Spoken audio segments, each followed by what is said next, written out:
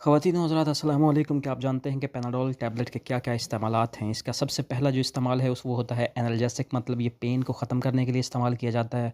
इसके अलावा एंटीपायरेटिक, मतलब कि फ़ीवर को कंट्रोल करने के लिए, बुखार को कम करने के लिए भी इसका इस्तेमाल किया जाता है। इसके अलावा पैनाडोल जो टैबलेट है ये पेन रिलीफ़ के तौर पे, ख़ास तौर पे आपका सर दर्द हो, टूथएक हो, दाढ़ की दर्द, मेंस्ट्रुअल क्रैम्प्स हों, आर्थराइटिस हो या मस्कुलर एक्स हों, तो उसमें भी इसका इस्तेमाल किया जा सकता है। फ़ीवर की रिडक्शन के लिए भी इसका इस्तेमाल किया जा सकता है, ख़ास तौर पे कोल्ड, फ्लू या किसी भी बैक्टीरियल या वायरल इन्फेक्शन की वजह से आपका बुखार हो तो उसमें भी इसका इस्तेमाल किया जा सकता है।